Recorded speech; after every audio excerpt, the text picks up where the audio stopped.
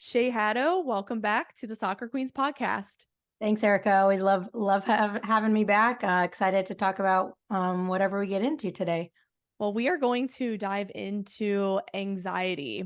And I think anxiety is something that is talked about a lot in the sports space, whether it is performance anxiety or maybe even just nervousness. But then also, there's a lot of talks on the more severe anxiety where it's really crippling to someone's mental health. So I do want you to Mhm. just kick things off by talking about how you've experienced anxiety as an athlete and what were some of the Yeah. things you did to overcome it.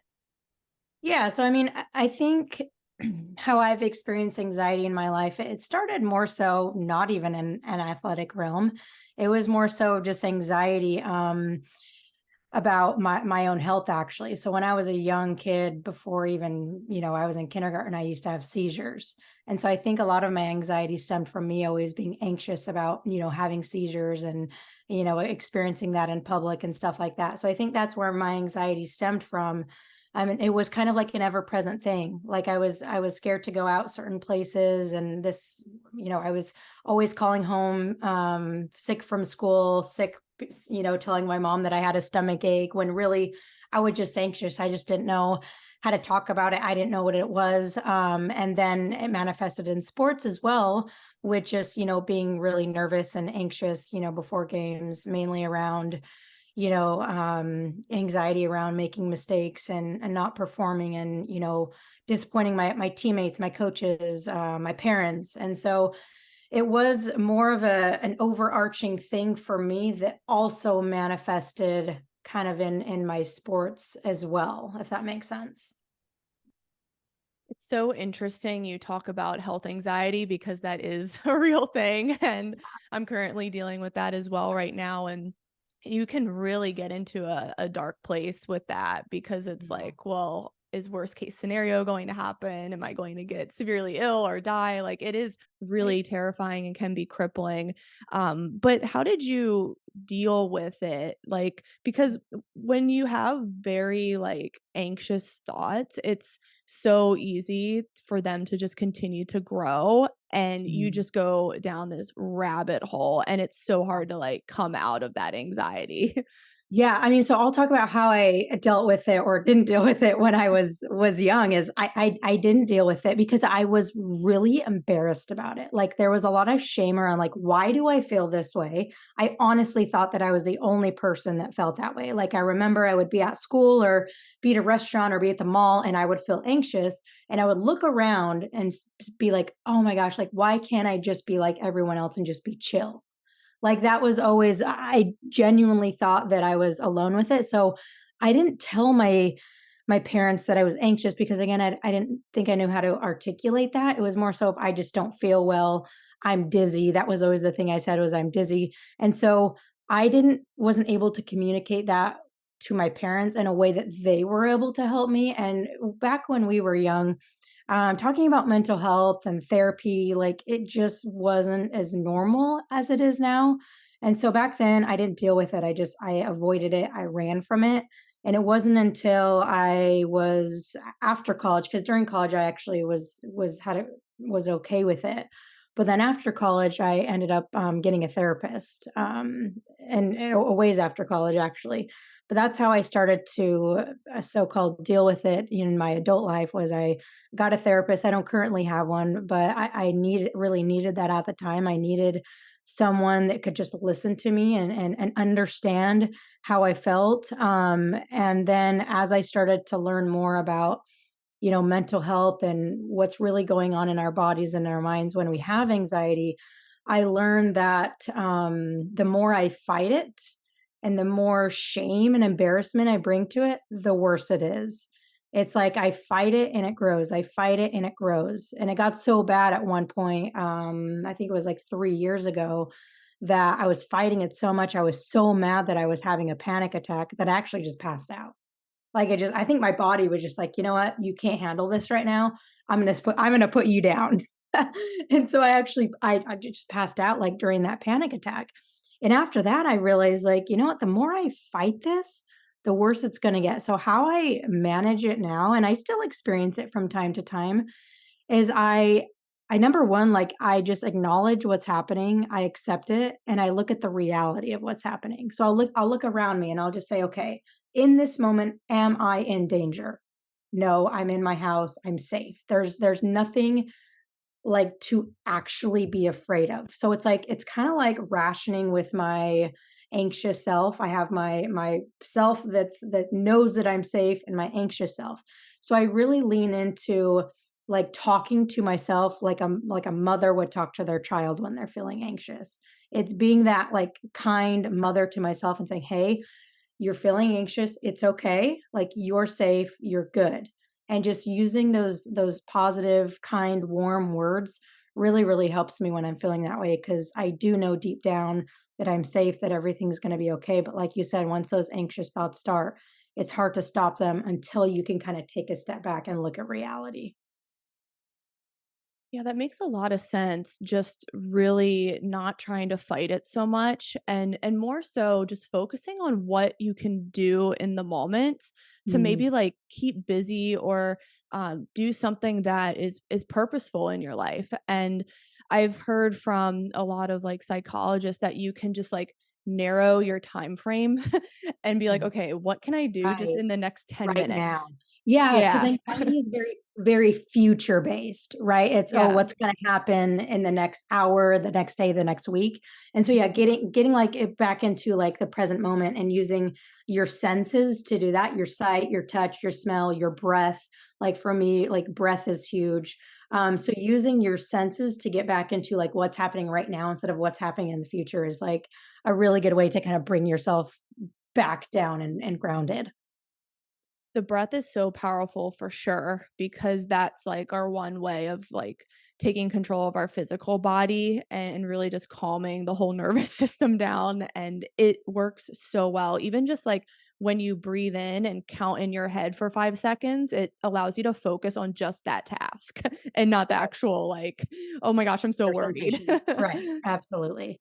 Now, I want your opinion on this. So, I think when a lot of people are really anxious, or maybe they're experiencing some form of mental health issue, they think that isolating and just being to themselves is the best solution. And I can see that working for some people, but I'm also like, if you're by yourself, then you can really become even more in your own thoughts and just like again go down that dark rabbit hole. Whereas if you are anxious and you decide to maybe hang out with a friend or do a physical activity or something fun, even though it's hard to do, to take that step to stop isolating and get out there, it might benefit you. So I don't know what your thoughts on this are. Yeah, I think we're on the same page. I think, long term, it's best not to isolate. Like, that's what I did most of my, childhood and anxiety was I isolated, and that didn't help. And now, let's talk about social anxiety because I think there's nuances to that. So if you are, let's say you're at a party or you're at a restaurant or something where there's social and you're with a lot of people, maybe there's a lot of noise. For me, sometimes going to the bathroom or taking a step outside and being by myself for just a minute can help. And I think a social anxiety standpoint, but I think for the most part, isolating can be really, really dangerous, and finding people that you can talk to about how you're feeling without feeling embarrassed about it is huge, right? So for me, that's my wife. It's like if I'm feeling anxious, I'll let her know and she'll, rub my back or something like that, some kind of physical touch, and that really helps to calm me down. So I think it's important if you are experiencing anxiety to find people that you can talk to about it and let them know like, "Hey, when I'm feeling this way, here's what I need from you." Because a lot of the times, if someone's never experienced anxiety, they don't know how to deal with someone that is feeling that way and maybe like asking a lot of questions. And for me, if you ask me a lot of questions when I'm anxious, like that's not good. And so I think it's fine. Number one, finding those people. Number two, helping those people to understand like how they can best help you. And then, like you said, you mentioned this, like getting outside, doing something like that's probably one of the best things you can do when you're feeling anxious because anxiety and anxiousness is an energy, right? Your heart rate goes. You're like you start sweating. Why? Because your body is telling you you need to move, you need to run. Like that's at its premise what anxiety is. It's like this energy that needs to move. So for me, going on a walk, going outside, getting out in open space is really, really beneficial for me, because then you can kind of move that anxiety around instead of just sitting here and let it like fester and your mind starts to go crazy. So I think number one, finding people that can support you through it, and number two, finding ways, whether it's going for a walk or a run or working outside in your yard or playing with your dog, like something like that where you're physically moving, ideally outside, is going to be really, really beneficial.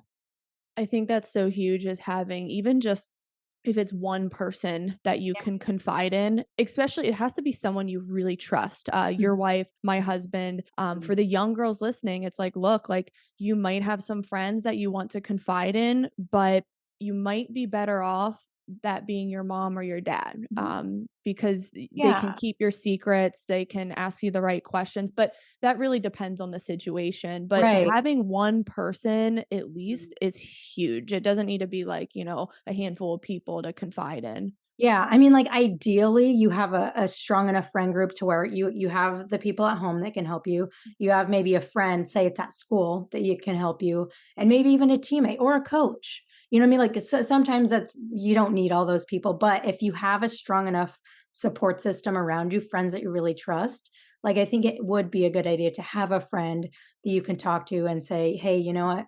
I'm feeling anxious, and when I'm feeling this way, it would be really beneficial and helpful for me if you did XYZ." And so, if you have that, by all means, like take advantage of those people in your life to help you and support you through that.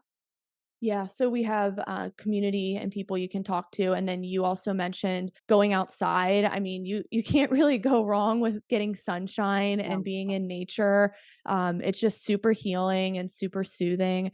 I also think focusing on the basics, even just like nourishing your brain with the proper foods. I know a lot of like doctors and psychiatrists are so quick to prescribe, antidepressants or anxiety medications. Of course, there's a place for those, so do your research. But I think if we can just nail down the basics of getting good vitamin D, good omega 3s for brain health, or even just boosting our serotonin with whole foods, like that is going to just get you a step ahead and it's only going to help with anxiety. Yeah, exactly. Like it's never going to hurt. Like taking care of your physiology is never like is going to only help your mental health, right? Like for me, for example, when I get hungry, I get anxious sometimes because it's like my blood sugar is low, and like so I know for me like nourishing with the right foods is really beneficial for my mental health, right? And for me,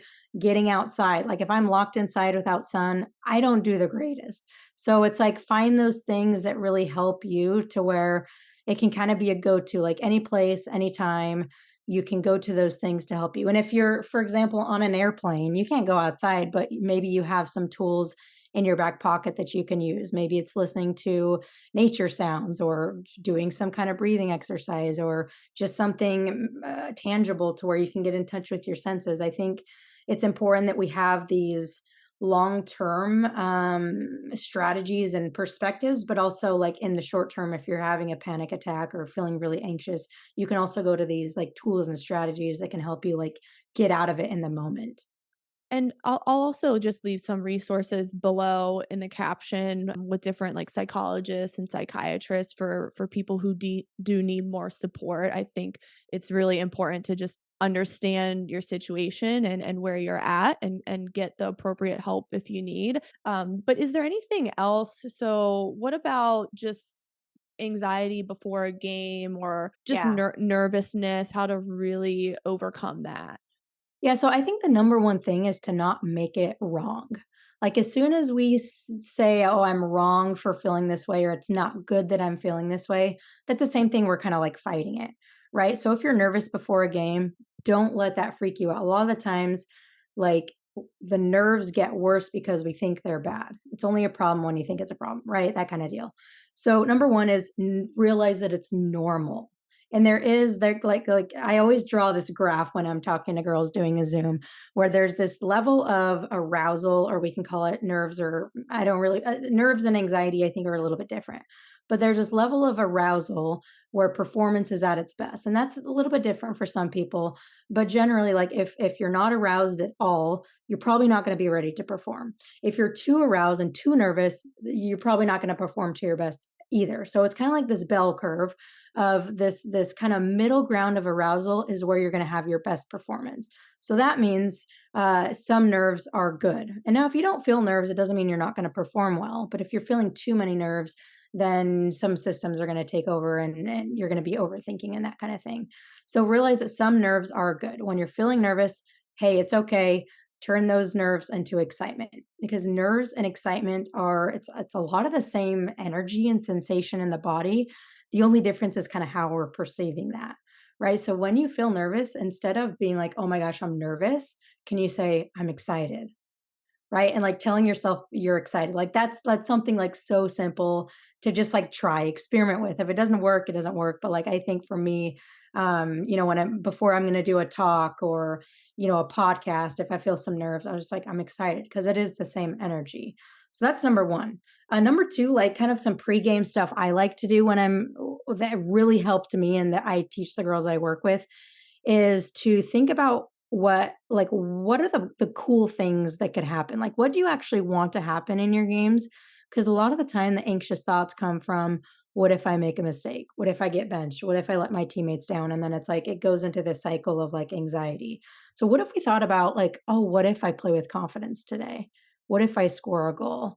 What if I make really good runs? What if I'm really aggressive? And we think about the things we want to happen. That'll start to shift your energy from one of nerves and anxiety to one of like excitement and possibility. So I think that's a really good way to do it. And then from there is you can then visualize on the things that you just thought about, the positive things you just thought about. So it's number one, getting deep into the breath, kind of grounding yourself, taking those deep breaths to start to, slow down your heart rate, that kind of thing. And then visualizing on the fun you're going to have, visualizing on the good plays you're going to make, visualize on yourself feeling confident. And visualization was probably the biggest thing for me that shifted the way I played, but also the way I felt before games. So kind of combining like the positive, expanding possibility thoughts with the visualization can really start to shift the nerves to more of an excitement based energy. I think that's so good, and I remember you came on one of my, remote training Zoom calls, and we talked about how to handle pressure, and I think that goes hand in hand with the topic Mhm. of For anxiety, sure. because most athletes get anxious because they feel pressure to perform. For sure.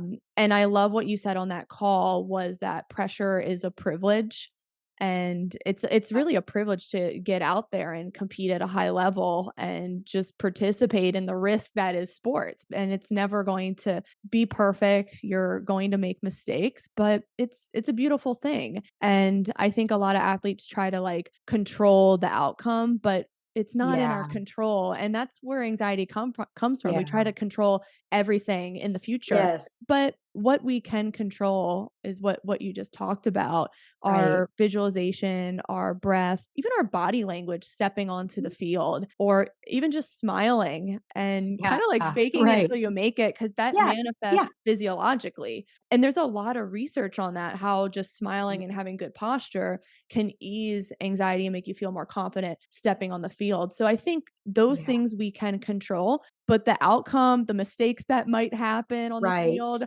not always in our control. Mhm. Yeah, because anxiety is kind of like a control thing, I think. It's like when you feel like you can't control something, it produces the feelings of anxiety. And so letting go of what you can't control, the outcome, the mistakes, the other team, like your playing time, that kind of stuff, and leaning into what is actually in my control. Your effort is, your attitude is, your communication is, how good of a teammate you are. Like those things are within your control. And one phrase that I used to tell myself before I stepped on the field to help me manage the nerves and pressure, I would just tell myself, like, all you can do is your best. Like, that's all you can ever do is your best. So just go do your best. Right. And I've talked about this before where your best on one day may not look the same as your best on another day. Right. Like, let's say you're on your period or you failed a test, like, your best may be like at 80%, but can you still give 100% of that 80%? right? And just like realizing that all you can ever do is your best, like that for me, like just released so much pressure and just made it like so much more fun for me. So that's a phrase that you can borrow if you're listening, that really helped me when I was playing. Shay, that is amazing because I've actually been implementing that strategy recently. So I've just been having an unknown illness for 3 months, but I was so upset that I couldn't show up 100%. But now I'm just at the point where it's like, "You know what? I'm sick. Maybe 70% is gonna be my best. I'm still gonna get on a podcast. I'm still gonna show up, and that's all I can do.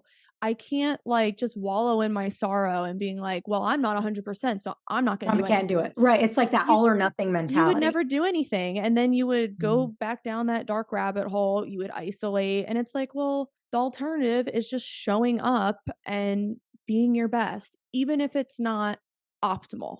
And Yeah. yeah, I thanks for the reminder. It's something that I've been trying to continue to do Yeah. despite everything going on. Yeah, I mean, and, like, that's the thing, everyone can use it in whatever you do, and it's also important to understand, like, let's say from a teammate perspective, that your teammate that's having a bad practice, maybe they had some stuff go on that you don't know about. So, also being compassionate and knowing that not everyone is gonna be at 100% all the time. You know what I mean? So being compassionate and understanding like, "Hey, I'm not at my best today. I'm gonna give myself grace, and I know someone else may not be at their best today, so I'm gonna give them grace." And 2, it's like we talked about finding those people that you can, talk to about how you're feeling. It's like those same people you could be like, "Hey, I'm at like a 70% today." Like this is something that Brené Brown talks about, and she does it with her husband, where they'll come home and be like, "Hey, I'm at a 40 today." And then her husband will be like, "All right, I got your 60. Like I'll cover for you." So just like letting people know and being okay with like not being your best all the time, like it's okay. Just show up with what you've got. Mhm. Oh, that's so good. I really love this, and I think that's a great place to end. But before we go, just inform everyone where they can find you and what are the programs you got going on. Yeah, so I'm not on Instagram a ton right now, but still like on there, responding to messages and stuff. So at Shay Haddo. And then in October, the podcast is on a break because I'm working on something really exciting. But the podcast you can find at Alpha Girl Confidence, and then follow the podcast because I will talk about the new thing that I'm creating. And then if you jump on my website, you can find programs there. Jump on the email list where I'll be sharing more about the new thing that I'm creating. So yeah, excited about that. Any hints? Like, you can't leave us hanging. Oh, it's I don't want to give away too much because it's gonna come out soon, but it's gonna be something um that I've created that's kind of focusing on the biggest things that help me in my career. It's gonna be really potent, really powerful, something that's accessible for everyone. So those are the hints I'll give. Oh, it sounds awesome. Well, I'm sure, Shay, you will be back on when that launches, and we Yeah. are super excited. But everyone, please check out in the caption below Shay's social media, website, and programs, and we will see you on next week's episode.